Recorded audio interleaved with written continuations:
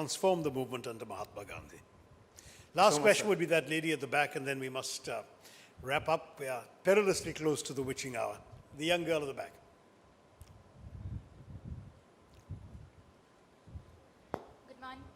Good morning, sir, and it's a great privilege to have listened to you. Thank you. This is a question out of curiosity. If those merchants never landed in Surat and if the British never got a chance to colonize India, how would India have been today? Will we have this India, or would we be saying the same things about the Portuguese or the French? Or the Dutch.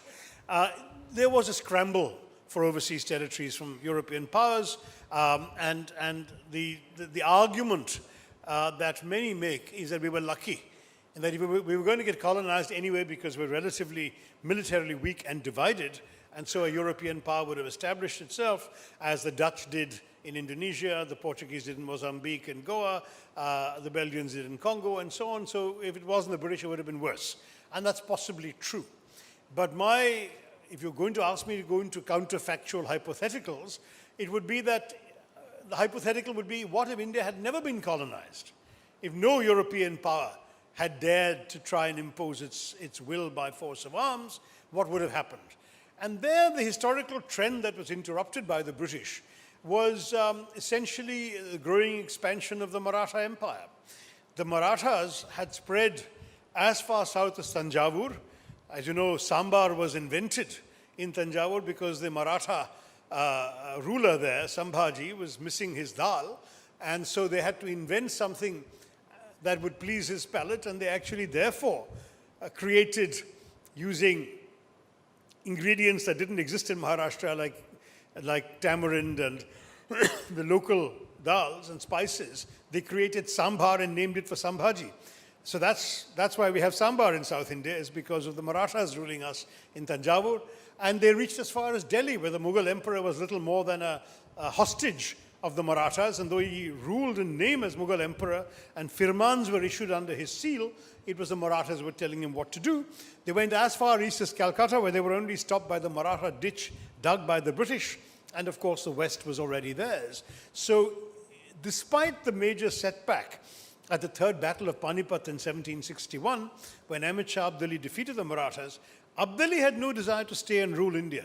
He conquered them, killed a few people, looted a lot, stole every precious stone he could lay his hands on, and went back to Afghanistan. If after that any Indian power had to consolidate, it would have been the Marathas. And if I were to look at world history and the history of comparable nations, you would have seen the Marathas controlling the whole subcontinent. It would have initially been a very militarized rule, but in order to rule such a large country, they would have had decentralized sort of mini Peshwas around the place. Like Sambhaji in Tanjavur, there would have been people in 20-25 parts of the country owing allegiance to a central sort of Maratha prime minister, who in turn would be giving orders to the Mughal emperor in whose name everything would be done. Rather like the Japanese shogunate, you'd have had a situation where you have a symbolic monarch who's essentially a constitutional monarch in the sense that he would have no real power. You'd have a strongly militarized system underneath it, the Marathas playing the roles of the shoguns, and then inevitably, as happened everywhere in the world, including Japan, increasing democratization would come. By the 19th century, this rich and prosperous and strong, because militarily strong country, would be importing rail lines, would be importing factories, and you would have had India not divided, but as I say, with a Muslim constitutional monarch and a Hindu Maratha empire beneath it. There would have been much more syncretism throughout the society. People of all faiths would have worked together. Shivaji, the great Maratha king, famously said to his soldiers that if you ever, after a battle, come across a Quran, you will treat it with respect until you can find a Muslim to give it to. That was his order to his troops. And that kind of situation would have developed throughout the country.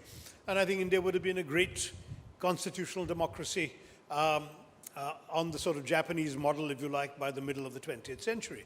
So that's my counterfactual hypothetical. Maybe it wouldn't have happened, but we know it didn't happen because instead we got the era of darkness. Thank you all very much. Jai Hind. And have a wonderful festival. You've got 4 great days ahead.